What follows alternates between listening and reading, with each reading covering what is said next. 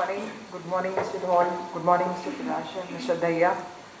I'll be addressing basically the electricity after a decade of Electricity Act coming into being. What was the background in which Electricity Act 2000 came, and how it has evolved over a period of this one decade, and what has happened to open access, which was envisaged in this Electricity Act 2003, which was not there before this.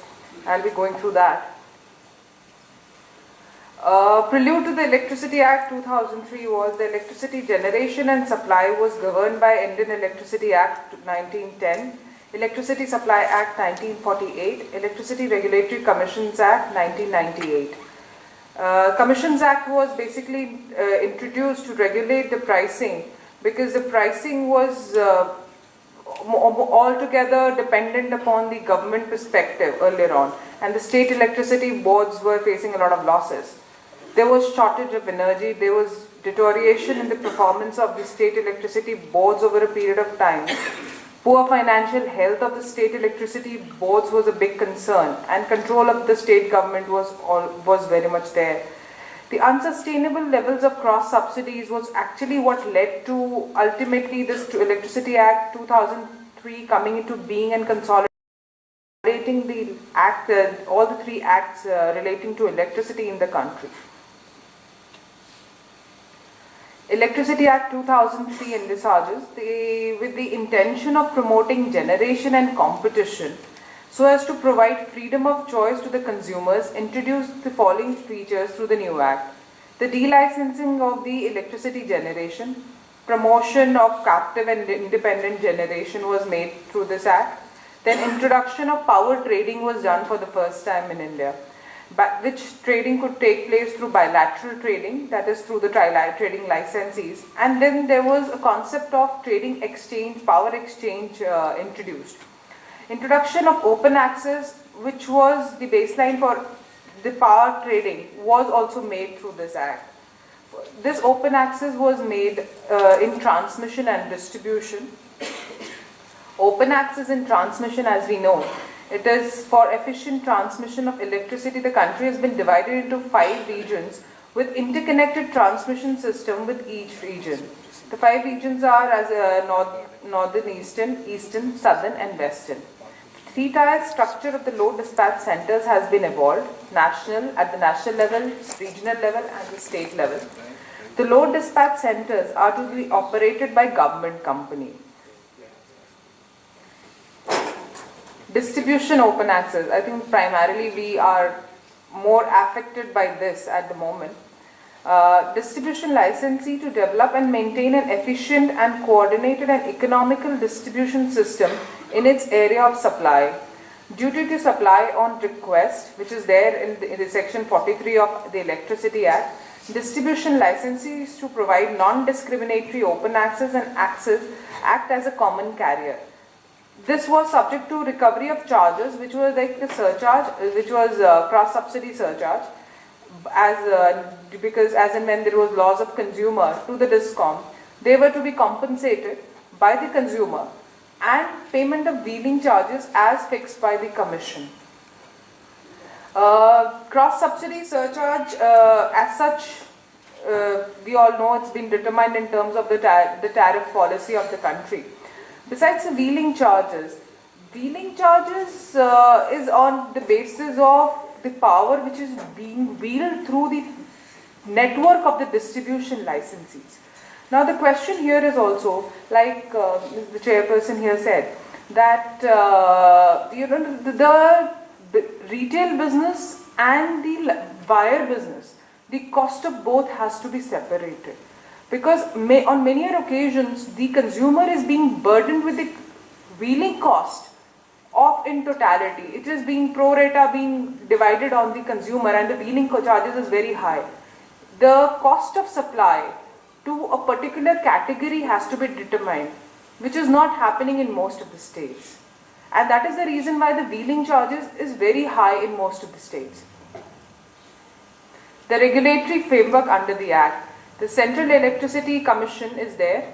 The functions are regulating interstate transmission of electricity, determination of tariff for interstate transmission, power to make rules for regulating the above.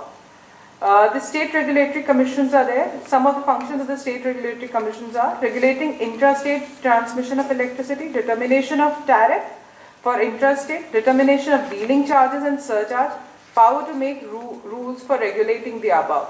In case of a transaction which is actually taking place through the exchange, it is in most of the cases interstate trading transaction. So CRC in most of the cases has got jurisdiction. Open access initial years, certainly I think the state electricity boards in order to thwart the generators and the high tension category of consumers from selling and procuring power through bilateral transactions and exchange saw different means to deny open access. Open access applications pending in order to discourage the consumers.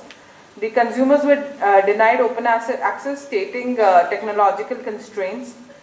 These were looked into by the Central Commission, which came down heavily on the state electricity boards who were denying open access. Subsequently, as such, in some of the states, Karnataka and Orissa, they have actually brought in certain notifications on Section 11 in order to prohibit the generators from selling power outside the state as they are power deficit states. This issue is pending before Honorable Supreme Court. I think your petition of DHBBNL. This petition has been filed by DHBNL before HERC seeking amendment to Intrastate Transmission and Distribution System Regulation 2012. I'll not be going into the details of this petition, for this issue is sub judice. What has happened pursuant to this petition which has been filed before the Honorable Commission? Short-term open access consumers are denied NOC for day-ahead open access transactions through the exchange in Haryana. As a result, the consumers have been constrained to depend on the unreliable power from the DISCOM, which is already past a deficit. What are the alternatives that are before the consumers who opt for open access? The consumers can source power through bilateral contracts through the trading licensees, or they have the option of week-ahead transactions that happen at the exchange. Open access is a reality. Despite the various setbacks, open access today is an essential part of electricity transactions. Bilateral sale and purchase of power, transactions through the power exchange. Today, the subsidizing category, that is high tension category of consumers, are drifting towards the options available through open access due to reliable and cheaper power. I think reliability is one of the most important things here. These consumers who have to pay higher tariff in case the purchase is made through the distribution licensees are entering into bilateral transactions on a negotiated tariff where they have an option to procure power at a rate much lower than the tariff of the licensee on short-term and long-term basis. To conclude, yes, certainly open access is now no longer a far-fetched scheme but is a reality. It is one of the means to encourage competition and a beneficial provision for consumers covered under the HT category. There are initial teething problems that we are facing, and open access consumers and state electricity boards, but over a period of time that creases can be ironed out to give effect to the objects of the Electricity Act 2003. Besides that, I would just like to cover this issue Mr. Chairman had raised with regards to the disputes not being referred to arbitration. Actually, Arbitration Act, thereafter Electricity Act came, and Honorable Supreme Court in a judgment in 2008 held that it is the State Commission who shall have the jurisdiction in case of any dispute arises under the Electricity Act. But certainly, sir, but then the Supreme Court actually has said that in case that there is a dispute between them and the matter goes before the Commission has the power to refer the same to arbitration also. So that can be done by the Commission also. In case there is a dispute before the Commission, they can refer it. But since they are a regulatory body, they are better equipped to handle such a situation than an arbitrator who is not equipped to that extent in many cases.